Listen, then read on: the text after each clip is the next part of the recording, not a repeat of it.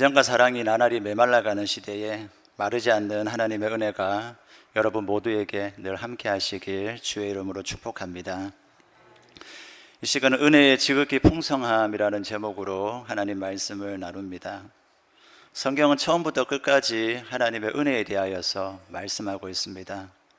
아담과 하와는 은혜로 창조를 받았었고 자신의 가호로 타락을 했던 것입니다. 구약에서 이스라엘 백성도 하나님의 은혜로 이집트로부터 구원을 받았던 것이고 후에 율법을 받았습니다. 신약 시대를 살고 있는 우리도 하나님의 은혜 안에 살고 있는 것은 너무나도 자명한 진리입니다. 그래서 많은 분들이 은혜에 대하여서 이러한 저러한 말들을 했습니다. 특별히 감시교를 창립했던 존 웨슬리는 은혜에 대해서 이렇게 얘기했습니다. 은혜는 하나님에 대한 넘치는 사랑이며 우리가 하나님의 용서, 힘, 기쁨을 받는 수단이다 라고 말을 했습니다. 은혜 자체가 하나님의 넘치는 사랑이 담겨져 있고 그 은혜가 우리에게 하나님의 용서를 주고 하나님의 힘을 공급해 주고 우리에게 기쁨을 주는 수단이다 라고 말씀을 했던 겁니다. 익명의 어떤 분은 또 은혜를 이렇게 표현했습니다.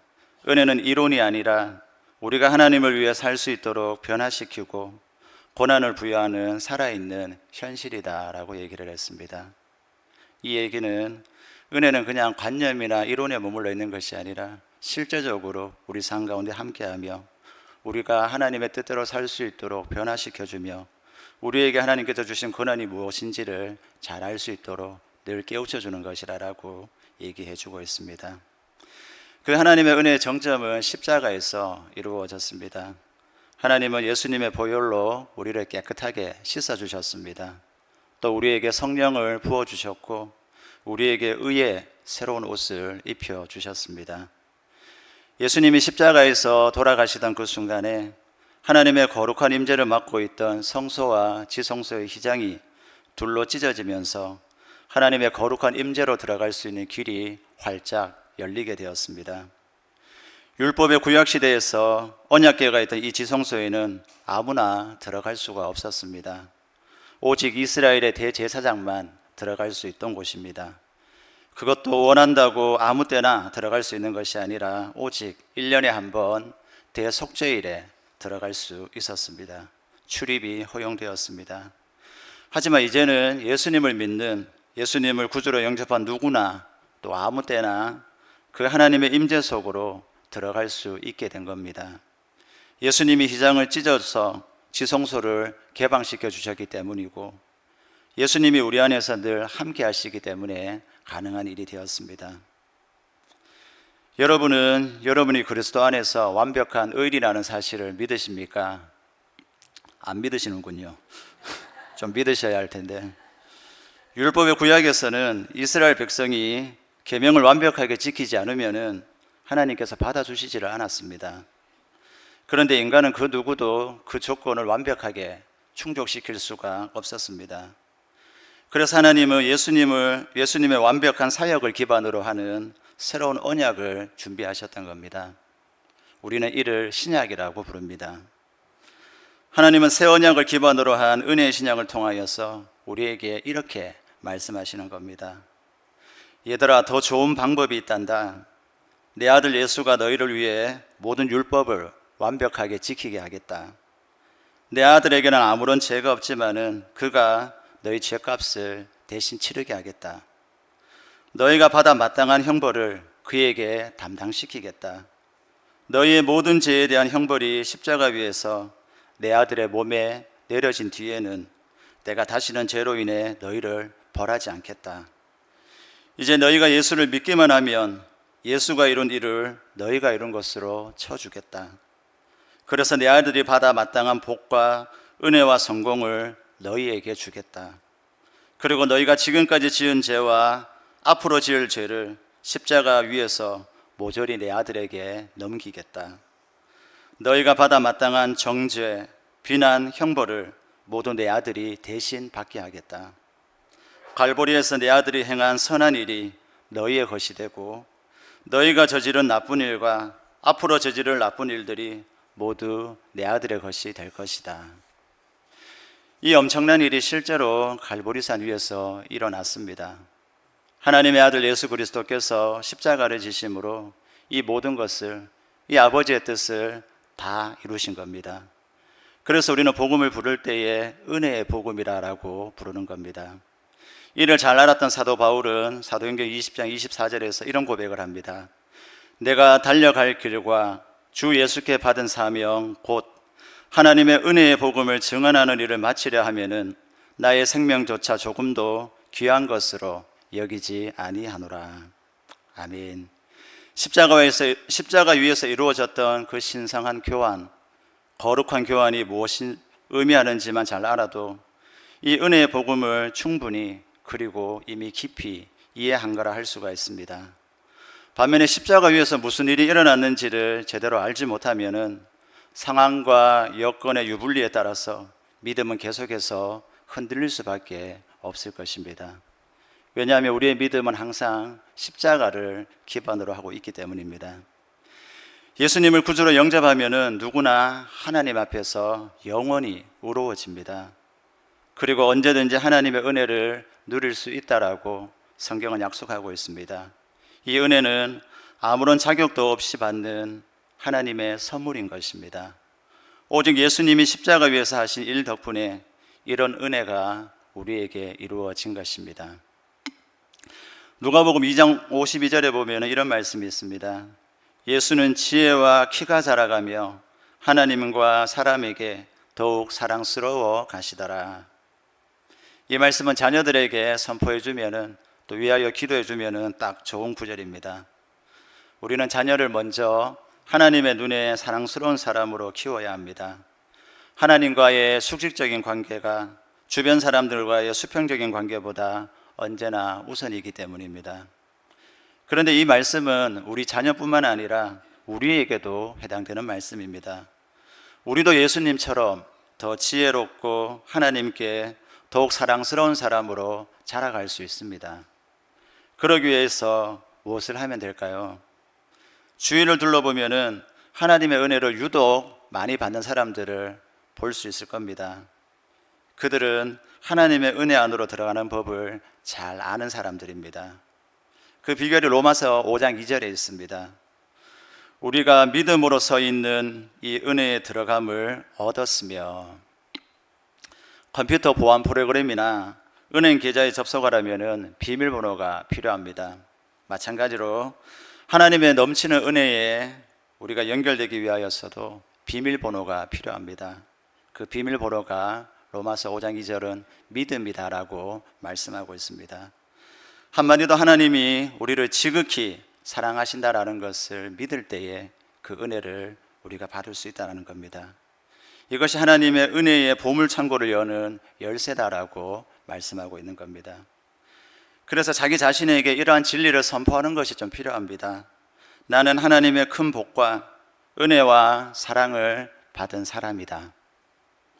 믿음에 있어서 중요한 것은 내가 하나님을 얼마나 사랑하는 것이 중요한 것이 아니라 하나님이 얼마나 나를 사랑하는지를 아는 것이 훨씬 더 중요하다는 것입니다. 이렇게 알려주고 가르쳐 주어도 어떤 분은 또 이렇게 묻습니다. 제가 큰 복을 받고 있는지 어떻게 알 수 있냐라고 묻습니다. 그런 분에게 히브리서 6장 13절과 14절을 추천합니다.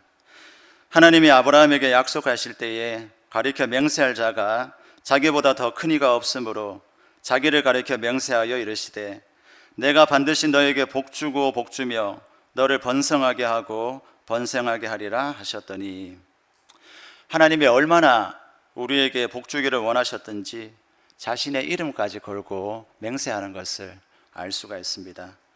내가 반드시 너에게 복주고 복주며 너를 번성하고 번성하게 하리라라고 하나님께서 친히 우리에게 약속해 주셨습니다. 또 어떤 분은 이렇게 얘기합니다. 제가 큰 은혜를 받았는지 또 받고 있는지 어떻게 아냐라고 묻습니다. 이런 분들에게는 에베소서 1장 5절과 6절을 추천합니다. 그 기쁘신 뜻대로 우리를 예정하사 예수 그리스도로 말미암아 자기의 아들들이 되게 하셨으니 이는 그가 사랑하시는 자 안에서 우리에게 거저 주시는 바 그의 은혜의 영광을 찬송하게 하려는 것이라. 여기서 거저 주시는 이라고 되어 있는 단어의 헬라어 원문이 카리토인데요. 이것이 바로 큰 은혜를 입은, 큰 은혜를 받은이라는 뜻입니다. 그가 사랑하시는 자, 즉 예수님 안에서 우리에게 큰 은혜를 주셨다라고 믿음의 거장 사도 바울이 우리에게 선포하고 있는 것입니다. 또 어떤 분은 하나님이 정말 저를 깊이 사랑하시는가요? 라고 묻는 분도 있습니다. 이런 분들에게는 요한복음 3장 16절과 로마서 5장 8절을 추천합니다. 하나님이 세상을 이처럼 사랑하사 독생자를 주셨으니 이는 그를 믿는 자마다 멸망하지 않고 영생을 얻게 하려 하심이라. 우리가 아직 죄인 되었을 때에 그리스도께서 우리를 위하여 죽으심으로 하나님께서 우리에 대한 자기의 사랑을 확증하셨느니라. 아멘. 하나님은 우리를 사랑하시는 정도가 아니라 우리를 이처럼 사랑하신다라는 것을 증명하기 위하여서 하나밖에 없는 아들을 십자가에 죽게 하셨던 겁니다. 하나님 본인의 생명보다도 더 귀한 하나밖에 없는 아들의 생명을 우리에게 주신 겁니다. 그것도 우리가 그 사랑을 받을 만한 상태나 조건이 충족했을 때가 아니라 죄인이라는 최악의 상태와 조건에 있을 때에 그 하나뿐인 아들의 생명을 우리에게 주셨던 겁니다. 진심으로 우리를 사랑하셨기 때문입니다. 정말로 깊이 우리를 사랑하셨기 때문에 가능한 일이었던 겁니다. 이제 여러분이 하나님의 큰 복과 은혜와 사랑을 받은 사람이라는 것이 믿어지십니까? 조금 늦었네요. 아직도 의심이 완전히 가시지 않는다면 이 진리를 자주 선포해 보시기 바랍니다. 아침마다 거울 앞에 서서 또는 길을 걸으면서 자신을 향하여서 하나님의 말씀을 선포하는 것입니다. 예수님이 십자가 위에서 완벽하게 완성하신 그 의로운 일 덕분에 나는 그분의 피로 의로워졌고 나는 하나님의 자녀가 되었다. 하나님의 큰 복과 은혜와 사랑이 날마다 나와 함께 한다라고 자기 자신에게 선포해 보시기 바랍니다. 예수 그리스도를 구주로 영접한 사람은 은혜의 땅 위에 서 있습니다. 더 이상 정죄의 땅 위에 있지 않는 겁니다. 하나님은 이제 우리를 가장 아끼는 자식으로 생각하십니다. 이러면 또 어떤 분은 가장 아끼는 자식이 어떻게 이렇게 많을 수가 있습니까? 라고 묻기도 합니다. 이에 대한 대답은 하나님이시기에 가능하다는 겁니다. 무한하시고 전능하신 하나님을 유한한 우리의 인간의 논리의 틀에 결코 가둘 수는 없는 겁니다. 성경에 의하면 하나님은 우리의 머리카락 개수까지 다 세고 계신다라고 합니다. 말이 머리카락 개수를 센다는 것이지 저는 제 자녀의 머리카락 몇 개 세다가 아마 지칠 것 같습니다. 그런데 하나님 우리 모두의 머리카락을 다 세실 정도로 우리를 지극히 사랑하시고 관심이 많으시다는 겁니다. 우리를 향한 하나님의 사랑은 그만큼 엄청나고 매우 세밀하다는 것입니다. 그분의 눈에 우리는 가장 아끼는 또 가장 소중한 당신의 사랑스러운 자녀인 것입니다. 자기 자신이 하나님의 큰 복과 은혜와 사랑을 받은 하나님의 자녀라는 사실을 알고 나면은 더 이상 자신의 노력을 의지하지 않고 또한 살아갈 수가 있습니다. 에스더의 이야기로 잠깐 들어가 봅니다. 페르시아 제국 아하수에로 왕 통치 기간에 새로운 왕비를 찾는다라는 공고가 떴습니다. 그러자 전국 각지에서 미녀란 미녀는 죄다 왕궁으로 밀려들었습니다. 여인들은 심사를 받기 전에 원하는 대로 마음껏 치장할 수 있는 기회가 주어졌습니다. 하지만 에스더는 궁녀를 주관하는 내시 헤게가 정한 것 외에는 아무것도 요청을 하지 않았습니다. 결과는 어떻게 되었을까요? 에스더는 그녀를 보는 모든 자에게 사랑을 받았다라고 성경은 기록하고 있습니다. 그리고 아수에로 왕은 모든 여자보다 에스더를 더 사랑했고 모든 처녀보다 왕 앞에서 그녀에게 더 은총을 얻게 해주었고 그녀의 머리에 관을 씌우고 와스디를 대신하여 그녀를 왕으로 삼아 주었습니다. 다른 여인들은 화려한 옷과 향수, 액세서리로 외모를 꾸몄지만은 에스더는 자신의 능력을 믿지 않고 궁전을 주관하는 관리 회계의 지시대로만 그저 순종했습니다. 이것은 매우 지혜롭고도 겸손한 결정이었던 겁니다. 에스더는 자기의 노력을 믿지 않았던 겁니다. 자기의 노력을 의지하지 않았던 겁니다. 다른 여성들은 자기 노력으로 상대방을 앞지르려고 했지만은 에스더는 왕의 취향을 가장 잘 아는 사람의 지시대로 그저 따르기만 했습니다.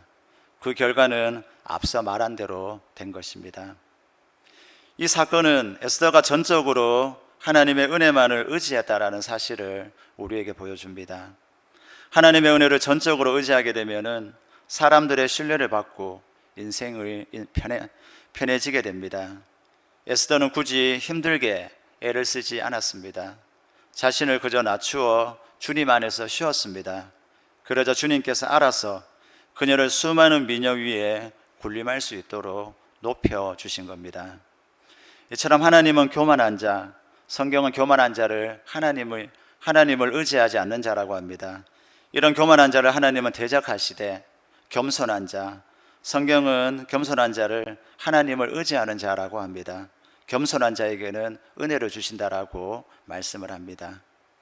내 자신의 노력을 내려놓고 주님만을 의지하면은 주님이 직접 나서서 우리를 높여 주십니다. 에스더처럼 무리 중에서 두각을 나타내고 하나님과 인간에게 모두 사랑을 받을 수 있도록 해 주시는 겁니다. 에스더의 이야기에서 또 다른 중요한 측면이 하나가 있습니다.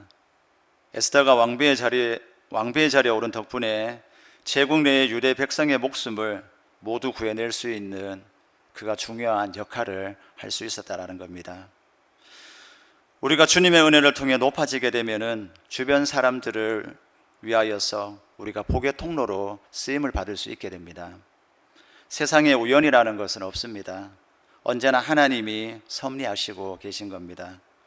우리가 하나님의 큰 사랑과 은혜와 복을 받은 자임을 믿고 주님만을 의지하는 것을 추구하면은 우리도 역시 주님으로부터 복의 통로로 쓰임을 받을 수 있게 해주시는 겁니다. 사실 사랑과 은혜와 복은 물과 같아서 흐르지 않으면은 썩고 변질되고 악취가 납니다. 하지만 흐르면은 특별히 낮은 곳으로 필요한 곳으로 흐르게 되면은 그곳에 생명을 얻게 하고 그 생명을 더욱 풍성하게 하는 것이 은혜의 역할입니다. 하나님의 은혜와 복과 사랑은 항상 이러한 원리 가운데에 작동하는 것입니다. 하나님의 은혜와 사랑과 복의 성격을 잘 이해하셔서 어느 때나 또 어느 곳에서나 복의 통로로서 아름답고 멋지게 살아가는 저와 여러분들이 될 수 있기를 주의 이름으로 축복합니다. 이러한 하나님의 은혜와 사랑과 복이 어떻게 하면은 우리의 삶에 더욱 풍성해질 수 있을까요? 이것을 나누고 말씀을 마칩니다. 예수님의 제자 중 사도 요한은 12제자 중에서 예수님이 가장 아꼈던 제자입니다. 실제로 성경은 요한을 예수께서 사랑하시는 그 제자라고 기록을 하고 있습니다. 요한은 어떤 특별한 은혜를 입어 예수님의 사랑받는 제자가 되었던 걸까요? 이에 대한 비밀은 의외로 간단합니다. 예수께서 사랑하시는 그 제자라는 표현이 사복음서 중에서 오직 요한복음에만 나온다는 것입니다. 마태복음, 마가복음, 누가복음에는 비슷한 표현조차 찾아볼 수가 없습니다. 오직 요한복음에서만 발견됩니다. 이것이 무엇을 의미할까요? 한마디로 요한은 자칭 예수님이 사랑하시는 제자였던 것입니다. 요한이 무슨 일을 했던 것일까요? 자기 자신을 향하여서 예수님의 사랑을 선포했던 것입니다. 우리 모두가 하나님의 총애를 받는 사람이지만은 특별히 요한은 주님의 은혜를 얻는 비결을 알았던 것입니다. 그 비결이 바로 예수님의 은혜와 사랑을 자기 자신에게 선포했던 것입니다. 그 표현이 바로 예수께서 사랑하시는 제자, 자칭이었던 것입니다. 성경도 이를 지지합니다. 민수기 14장 28절 하반절입니다. 너희 말이 내 귀에 들린 대로 내가 너희에게 행하리니. 우리가 하는 말 그를 하나님께서 들으시고 그 선포한 말 그대로 우리 삶에 이루어 주신다는 것입니다. 로마서 10장 10절을 한번 볼까요? 사람이 마음으로 믿어 의에 이르고 입으로 시인하여 구원에 이르느니라. 즉 하나님의 약속의 말씀을 우리가 마음으로 믿을 때에 이미 우리는 의에 이르게 되는데, 그것을 우리 입으로 시인할 때에 선포할 때, 고백할 때에 그 믿었던 것이 실체가 된다라고 말씀하고 있는 것입니다. 요한은 이 말씀을 그대로 실천했던 사람이었던 겁니다. 그러자 그는 말씀대로 복을, 은혜를, 사랑을 받았던 겁니다. 기독교인은 믿음을 가진 사람이라 할 수 있습니다. 그 믿음은 무턱대고 아무거나 믿는 것을 의미하지 않습니다. 우리가 믿는 믿음의 근거는 언제나 하나님의 약속의 말씀이어야 합니다. 사도 요한은 하나님의 약속의 말씀을 믿었고 그 믿은 대로 실천했던 것입니다. 여러분도 사도 요한처럼 하나님의 약속의 말씀을 믿는다라면은 자기 자신을 향해 하나님의 은혜를 선포해 보시기 바랍니다. 그러면 하나님이 귀에 들린 대로 여러분에게 이루어 주실 겁니다. 의에 이르는 것을 넘어서서 그 믿음이 실현이 되도록 해 주실 겁니다. 그러나 쉽지 않을 것입니다. 왜냐하면 하나님의 약속은 내가 처해 있는 상황과 현실과는 항상 다릅니다. 그래서 믿음이 필요한 것입니다. 내가 내 스스로 보기에는 전혀 의인인 것 같지도 않고 복을 받는 사람인 것 같지도 않고 하나님의 사랑이 나와 함께 하지도 않는데 이것을 선포하기 위해서는 그래서 믿음이 필요한 것입니다. 그 믿음으로 선포할 때 하나님이 그 믿음대로 이루어 주시겠다라는 것입니다. 사복음서를 보면 이러한 일들이 숱하게 나타나 있습니다. 앞을 보지 못하는 사람에게 가서 예수님을 씻으라 합니다. 말이 됩니까? 근데 그 사람이 믿음으로 순종했을 때 나았습니다. 38년 동안 아팠던 사람에게 예수님은 묻습니다. 네가 낫고자 하느냐? 당연한 것을 묻습니다. 그런데 그가 예수님의 말씀에 은혜를 힘입어서 나았던 것을 우리는 볼 수 있습니다. 항상 하나님의 말씀과 우리의 삶은 거의 대치될 때가 많이 있습니다. 하지만 하나님의 말씀이 진리라는 것을 믿고 선포할 때에 그 말씀이 실제가 된다라고 성경은 우리에게 강조하고 있는 것입니다. 우리 모두는 수많은 무리 중에 한 사람이 아니라 온 천지의 창조주이신 하나님이 특별히 사랑하시는 사람임을 늘 기억하시며 사실 수 있기를 바랍니다. 물론 이 진리가 결코 여러분을 방종에 빠지지 않게 하니 안심하셔도 괜찮습니다. 오히려 은혜를 제대로 아는 사람들만이 하늘 아버지께 진정으로 또 진심으로 영광을 돌리며 살 수가 있습니다. 하나님의 은혜는 결코 관념이나 이론이 아니라 실제입니다. 이 은혜가 내 삶의 실제일 때에 비로소 내 안에 있는 믿음의 능력이 진가를 발휘하기 시작합니다. 바리새인과 예수님의 제자들 중에서 누가 믿음의 진가를 드러내었습니까? 바리새인들은 믿음에 대한 이론은 가득했습니다. 하지만 그들에게 믿음의 능력은 전혀 나타나지 않았던 것입니다. 반면 예수님의 제자들은 이들보다 믿음에 대해서 많이 알지는 못했습니다. 하지만 그들은 예수님의 말씀을 듣고 실천했기 때문에 그들에게는 믿음의 능력이 나타났고 그들이 방종에 빠졌던 것이 아니라 자신의 생명까지 바쳐서 하나님 나라를 위하여서 살 수 있었던 것입니다. 그래서 말씀을 많이 하는 것이 중요한 것이 아니라 하나님의 은혜가 얼마나 나와 함께 하느냐가 항상 우리의 믿음을 결정한다는 것을 기억하셔야 합니다. 바리새인처럼 종교인으로 살 것인가 아니면 예수님의 제자들처럼 하나님의 생명에 잇대어 살 것인가 항상 그것의 선택의 몫은 나에게 있는 것입니다. 자기 자신이 예수님께 얼마나 귀중한 존재인지를 알면 알수록 우리는 하나님과 사람에게 더 큰 은혜를 입게 되어 있습니다. 그리고 다소의 어려움이 따르겠지만은 주변 사람들에게 우리는 복의 통로로 살아가는 영광도 누릴 수 있게 됩니다. 저와 여러분은 하나님의 큰 복과 은혜와 사랑을 받은 사람입니다. 이를 가슴 깊이 신비에 새길 수 있기를 바랍니다. 무엇보다 이를 날마다 선포함으로 하나님의 실제적인 은혜를 누리시고 나아가 주변 사람들에게 복의 통로로 멋지게 쓰임 받으시는 하나님의 아들, 딸들이 다 되시기를 주의 이름으로 축복합니다. 기도하겠습니다.